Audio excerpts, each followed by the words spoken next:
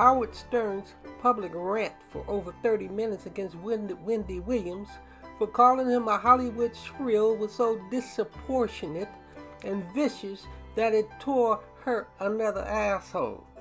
So they say. It wasn't necessary. It was a deliberate attack against Wendy Williams' black people to subjugate and destroy, not unlike the racial attack upon the humanity of the Palestinian people. Then he removed the rant from public airways without anything more. But the seed was planted and the psychological damage was done and implanted. Howard Stern knows exactly what's going on with Wendy Williams. The public celebrity beef that he has with Wendy Williams is an illusion. It's a shroud that conceals a much bigger picture and a deep, dark rabbit hole. Shock jock Howard Allen Stern is a vicious Kabbalah-Torah Zionist, descended from Jewish families out of Poland and Austria-Hungary. Stern was raised up in Hebrew school, married in a Jewish synagogue. Howard Stern started out his career from 1972 to 1976 at Boston University, linked to CIA, MK Ultra, Occult Bureau, LSD, and altered states of consciousness, transcendental meditation experiments. Boston University School of Medicine had been the haunts of CIA, MK Ultra monarch. The CIA had been studying the effects of LSD, cannabis, quaaludes on students from Harvard and other Boston area universities since the 1950s. Much of its secret research projects in Boston remain ultra top secret. Behind the veil, Howard Stern is an extremely secretive and dangerous Zionist, racist, and racialist. He cannot be ignored, dismissed, or overlooked. The PLO delegation quoted him from a radio show during which Stern talked about absolutely subjecting and exterminating Palestinians. He said, "The Arab world has to be taught a lesson, that we are the boss, and you are going to be our dogs. Let Israel loose. It would be taken care of in an hour. We will wipe them off the face of the earth. I'll blow them up. The Palestinians. Blow them all up. And be done with them. And you won't miss a night's sleep."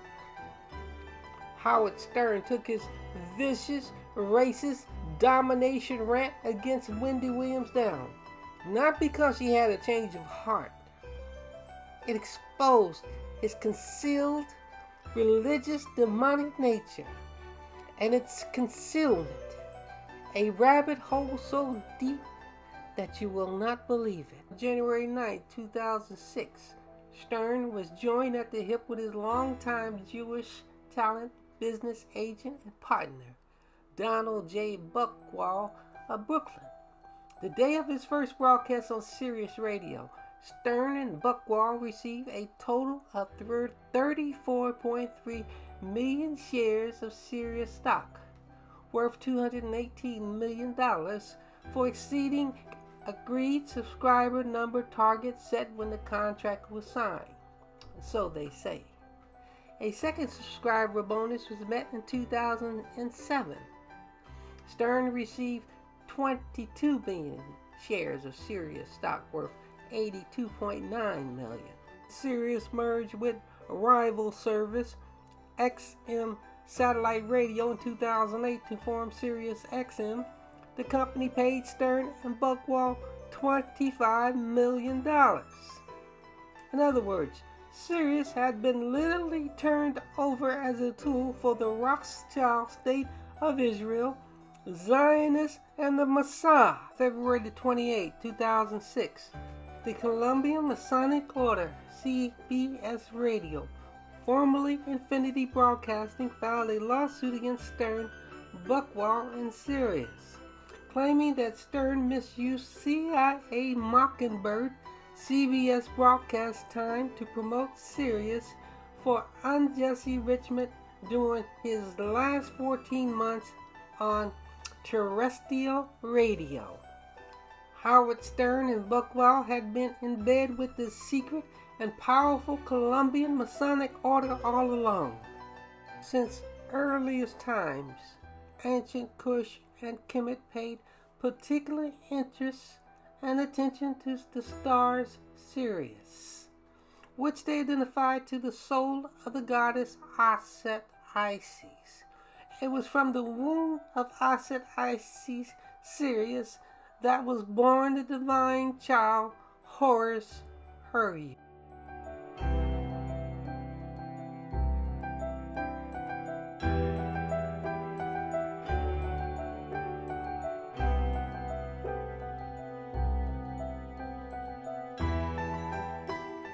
Sirius was primarily founded by transgender Kabbalah Torah military intelligence agent Martine Rothblatt, linked to SS Werner von Braun's NASA and the late extremely dangerous four-star U.S. General Alexander Haig Jr., former Special Deputy Assistant Secretary of Defense during the Vietnam aggression, President Richard M. Nixon's Chief of Staff, and the 59th U.S. Secretary of State under President Ronald Reagan.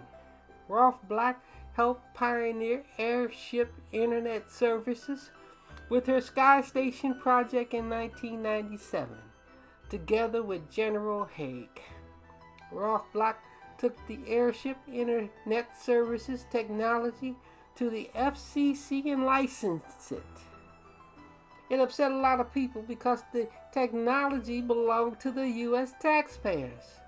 The technology had been developed under and at the expense of the U.S. government. Martine Rothblatt led the first vehicle tracking company, Geostar, and both started and led the first satellite radio companies for the U.S., Sirius, and developing countries' oral space. In 1996, she founded United Therapeutics, the fastest growing biotechnology company in Washington, D.C. She is one of the current leaders of the ultra-secret Alternative 3 option, the destruction of Earth and the mass evacuation of the Illuminati elite from the planet to colonize the moon or one of the moons of planet Venus.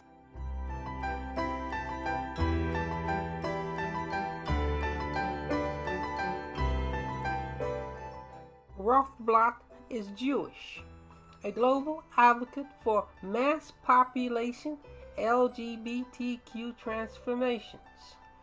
She should be a very familiar name in every household in America. In his vicious attack on Wendy Williams, Stern kind of jumped ahead of himself because he and Rothblatt secretly intend to subjugate, dominate, and control all people of color on Earth. United Therapeutics and their one world religion called the Therasim movement in reality is the closest technology based on solved T. Colaglia to the actual sunken place for black folk, and taking it out of the world of fantasy and conspiracy into the world of science. 2004, the Rothblatt launched the Therasim Earthseed movement, a transhumanist school of thought focused on promoting the prospect of a technological immortality via mind unloading and mind cloning.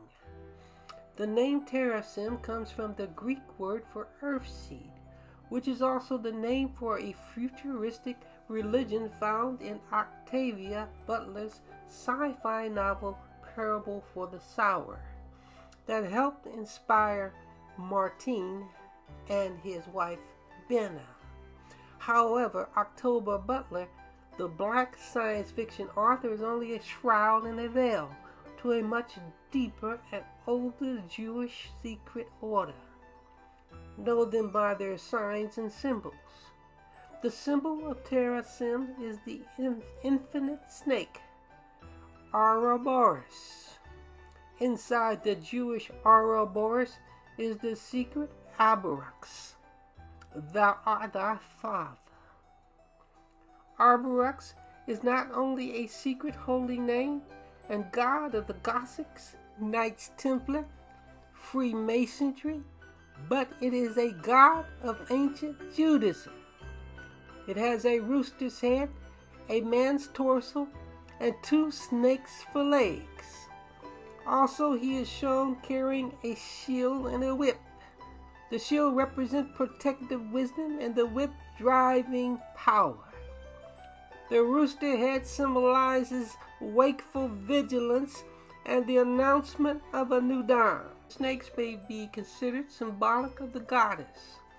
The snake is closely associated with Isis and Demeter, 2 important conceptions of the goddess in antiquity. Also, the snake in India represents the Shakti, our female energy, which is thought of as a sleeping servant lying dormant within all of us.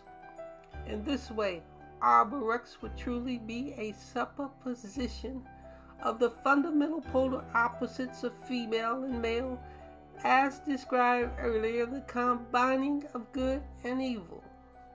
Arborux is a Kemetic sun god adopted by the early Christian Gothics. Arborux was no ordinary god. However, as a ruler of the first heaven, he had dominion over the cycles of birth, death, and resurrection. Madame H.B. Blavatsky, Secret Doctrine, linked Arborux to age-old mysteries of Kemetic solar sun gods Horus, Heru, and Aset Osiris. Can go on and on, but this is one of the challenges that we face.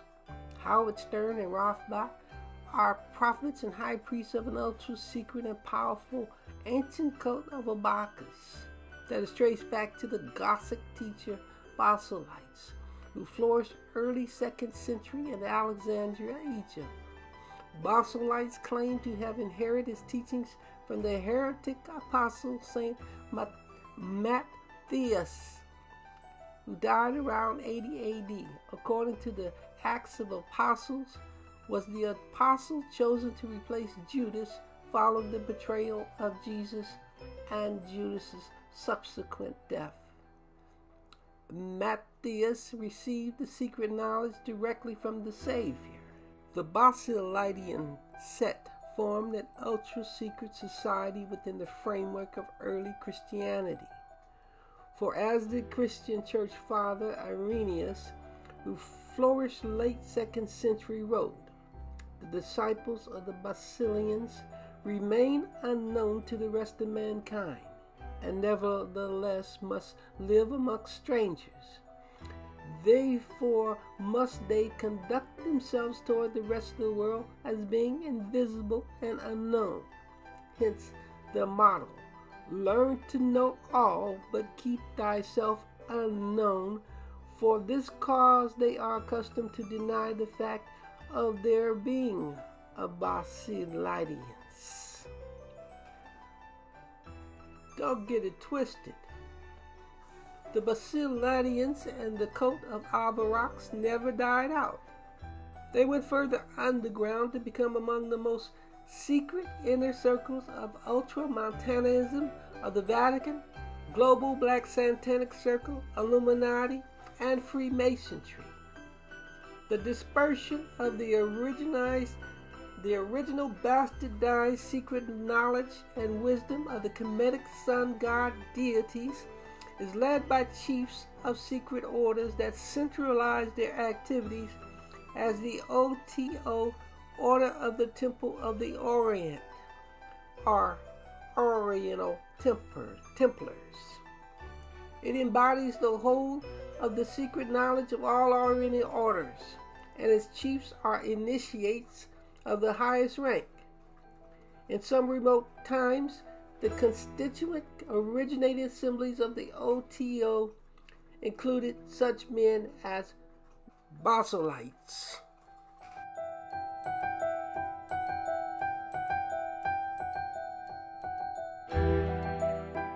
Arborux is one of the hidden god names of Freemasonry that are slowly introduced to higher grade Freemasons as they progress up the ranks and hidden grades of the secret society. It is believed that at the heart of Freemasonry is the conception of God, which encompasses good and evil. On one level, Freemasons refer to God as Goat You, are the grand architect of the universe.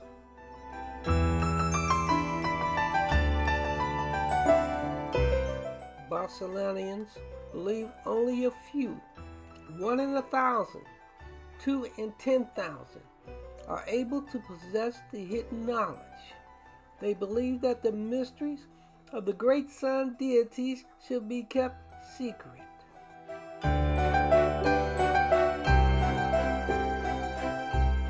Their teachings foresee a godless and classless society, ruled by an elite chosen few. The secret Barcelonians look to Yahweh as an aggressive deity, and the Jews as a people who took after him, aspiring to subjugate other nations.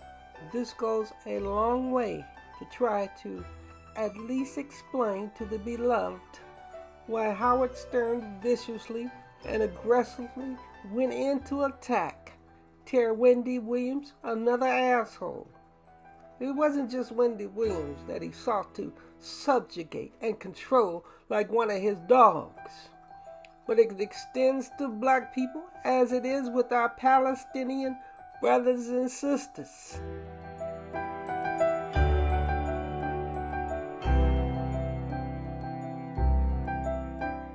In lieu of one of the leaders of the new terrorism religion tearing Wendy Williams a new asshole, I don't think that it's by happenstance that she, in global internal crisis and chaos, has no demonstrated relationship with prayer, healing, Christ, or Christianity.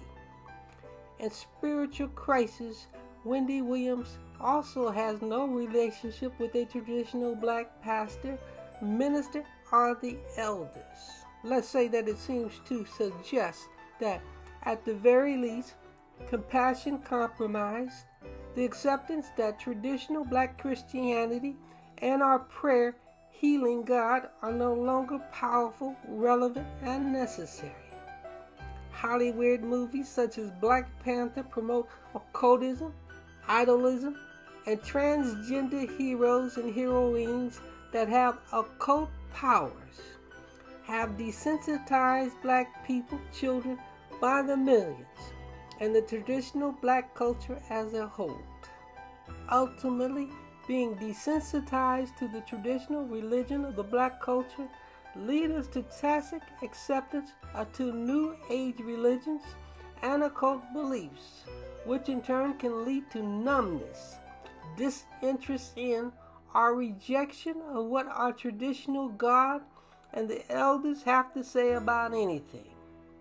The acceptance can lead to active participation in the New Age, occult practice, transgenderism, transhumanism, and susceptibility to fall prey to the New World religions such as the Illuminati terrorism movement.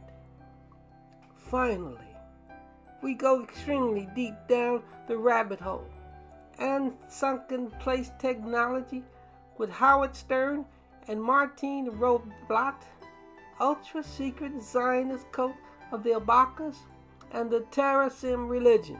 The history of humanism is the history of Satanism in our time. It begins with the Cybernetics Group, a CIA MK Ultra front headed by Norbert Wiener. In God and Gotham, Wiener compares the creation of artificial intelligence with the Kabbalistic legend of the Gotham, a supposed living being created through magical means. This is the Illuminati end-game goal, is to become God.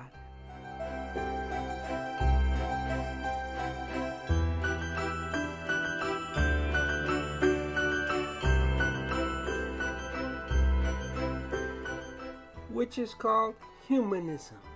the art of combining human with machines. Our traditional religion, ancestors and forebears tell us that we were made in the image of God. When the Illuminati tell us that they intend to make man in the image of the machine that they created, there is a big and great fundamental conflict with ancient African spirituality and the black psyche. Terrorism movement don't talk about the angel Abarox, but it's blatantly there in their signs and symbols. The Abarox is their lying sum total of the very complex Kushnite Kemetic sun deity system and the Bennu bird. I don't expect many to understand it. Very few do. It's extremely complex. It is the oldest religious system known to mankind that may go back hundreds and thousands of years ago. But you will clearly understand this.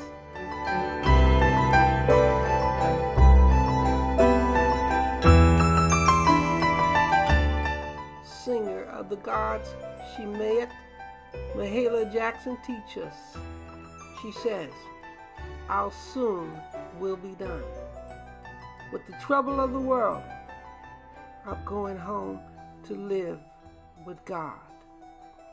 As a man, Martine Rothbach married a black woman, Bina Osman. When Bina is done, Rothbach intends for her trouble of the world never to be done. She will live with him and serve him into infinity.